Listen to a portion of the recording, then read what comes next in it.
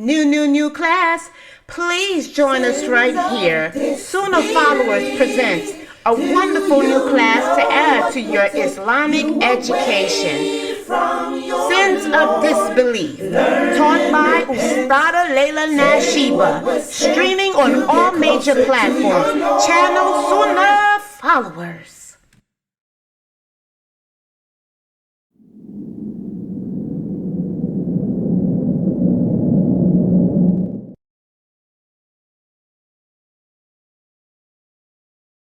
Okay, so this is part of the correct belief system that I'm breaking down to you guys before we get into diluting wala bara.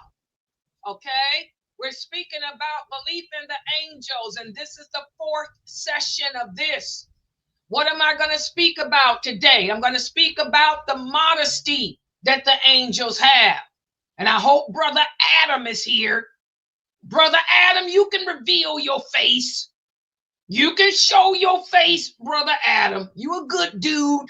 You just got to learn to submit. That's all. We all have a problem with that. Okay, but we're going to speak today about how modest the angels are. And we're going to talk about how they can take on the form of humans. One of the new shahadas, Sister Nia, she asked me yesterday, do the angels, help us in life? Yes. The angels can take on the appearance of a human being and come and help you. And we're going to talk about that. So let's look at the first slide here. Oh, you like that yellow? Yeah, man. Thank you, Sister Michelle. Yeah, that's my yellow Kimar from Somali. My Somali sisters, they take good care of Layla. They keep Layla looking good, don't they? That's Norto and Aisho and Isra, all my Somali sisters here. They the ones that dress me. Mm-hmm. Yeah, they dress me before my shows. Yeah. Got to keep it real. Thank you for that. Yeah, we'll talk about it later. All right, so again, just to remind everybody, unlike the humans, the angels obey Allah always. That's why I tell you, new shahadas. I know some of us like to get into paranormal. I know I am. In fact, I'm trying to finish my book. I'm writing 2 books. One is a paranormal romance book. A lot of us like to read books about the celestial beings and werewolves and all that, vampires and shifters and all of that. And these fallen angels, there's no such thing as a fallen angel, because unlike us, walaikum salam, Brother David. Brother David is here. Good job. Unlike us, the angels, they obey Allah always. Where's my evidence?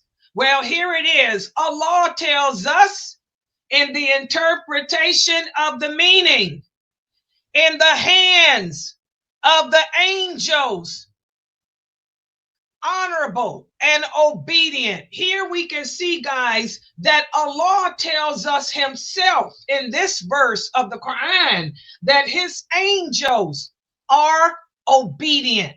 So that right there is the proof that there's no such thing as a fallen angel. There's no such thing as Iblis being an angel. Iblis was not obedient to Allah. So he was not an angel. He was the jinn. He was a jinn.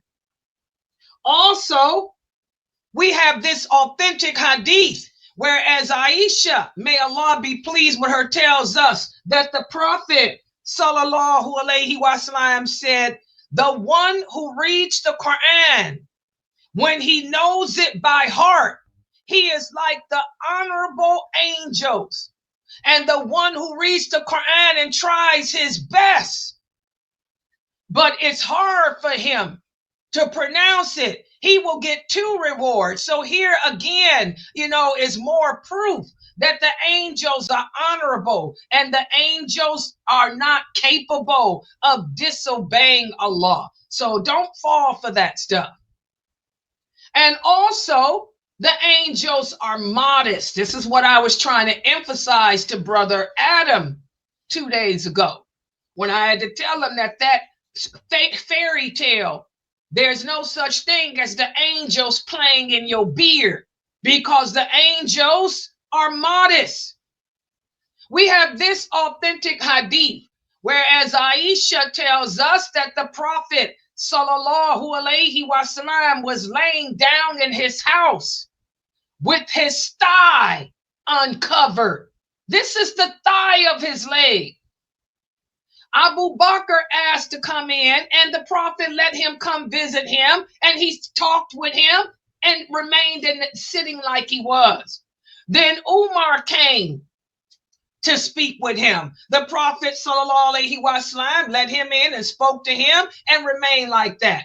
But then when Uthman came, the Prophet sat up and he rearranged his garment and covered up his thigh.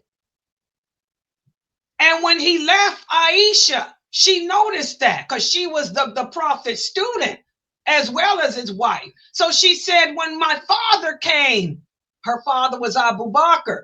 When my father came, you didn't move or pay attention. Then when Umar came, you still didn't move. But when Uthman came, you sat up and you covered up your thigh. She said, why did you do that? And the Prophet said, shouldn't I be shy around someone who the angels feel shy around? Subhanallah. In other words, the Prophet said, your father and Umar, they're on my level. They were around close to the age of the Prophet.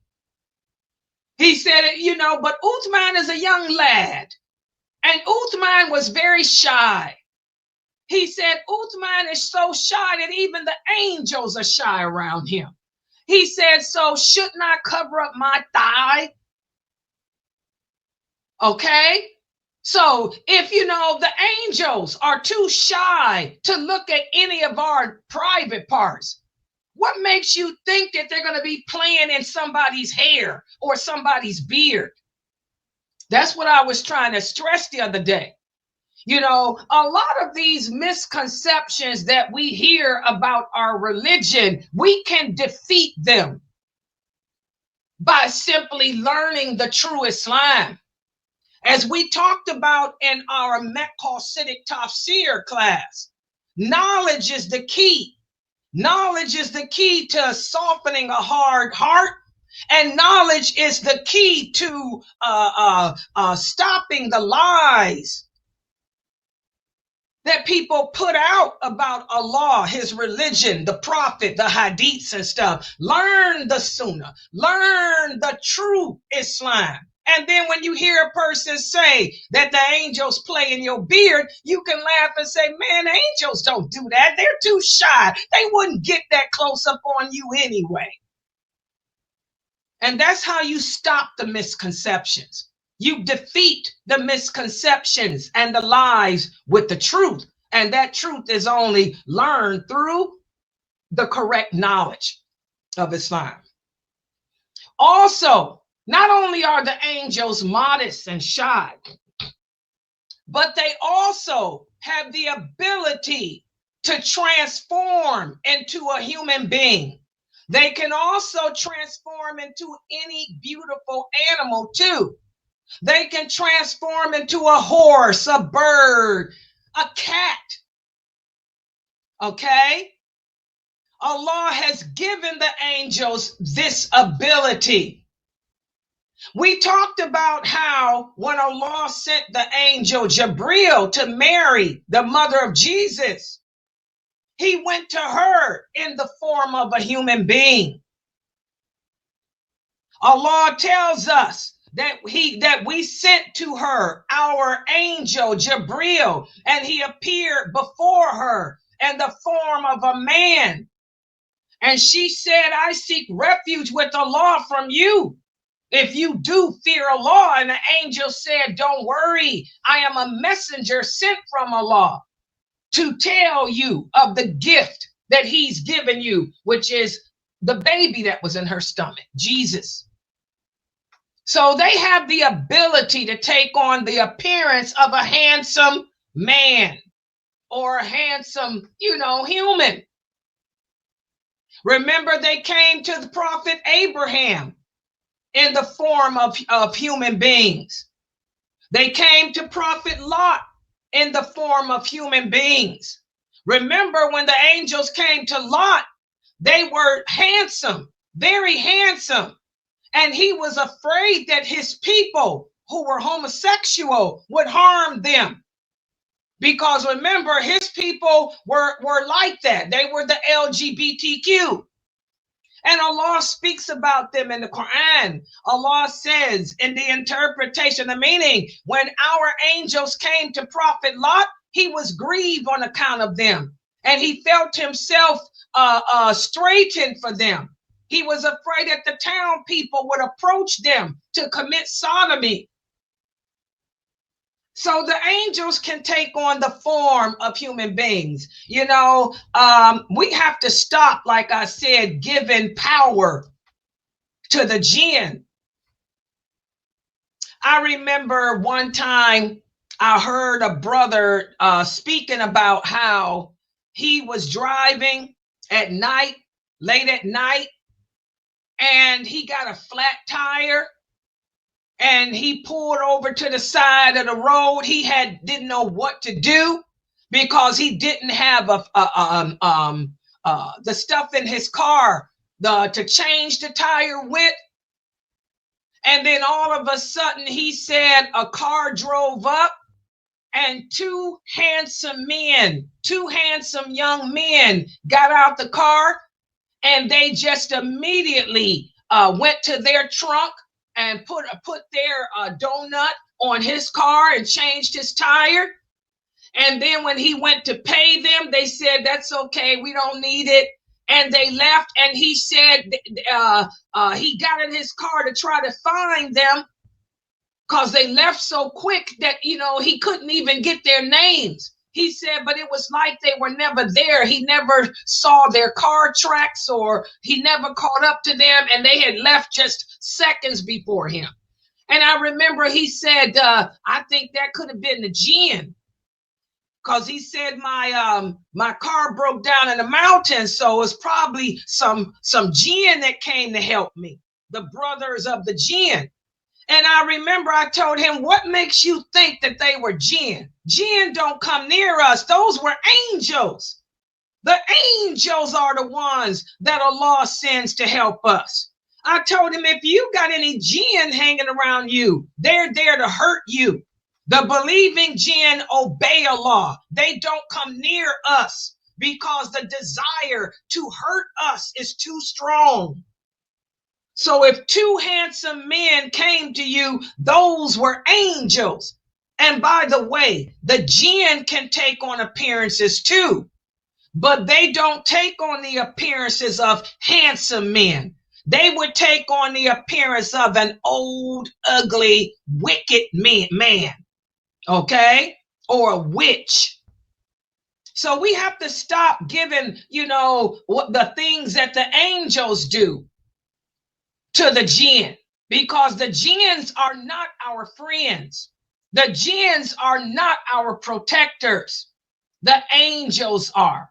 And those were probably two angels of mercy that Allah sent, to help that man.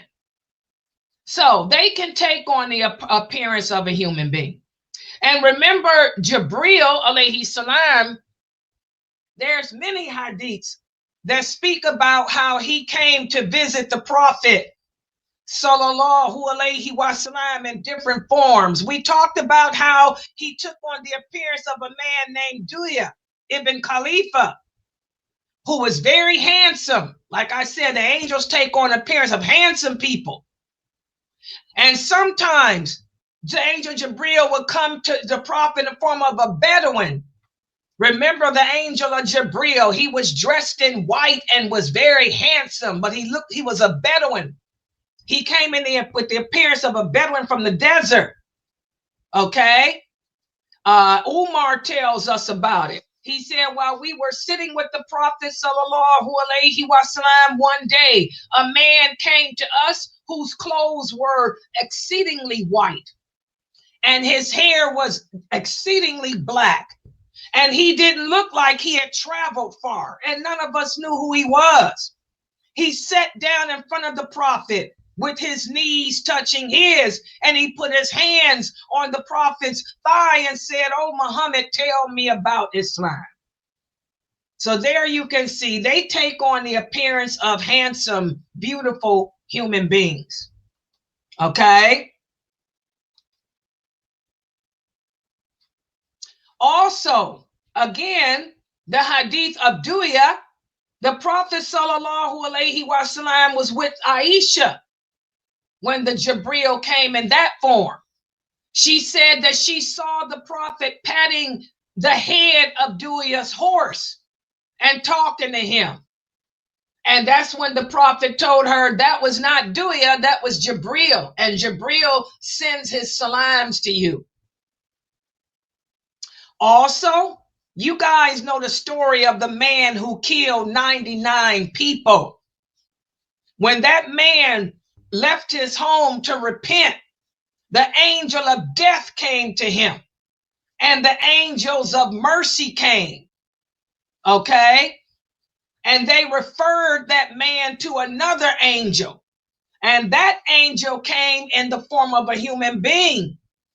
Okay, so again, even that story tells us how the angels take on the form of a human being. So if the angels are coming to you or me to help us or to talk to us, they would take on the form of a beautiful person. Okay, you wouldn't know if it's an angel or not. Okay, but you get a feeling in your heart.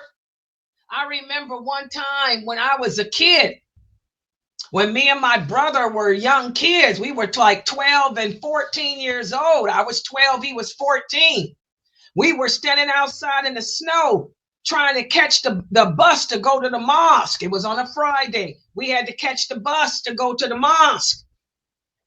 And I remember some man had came up and started talking, teasing my brother, because my brother had on a thobe. We grew up in the 60s.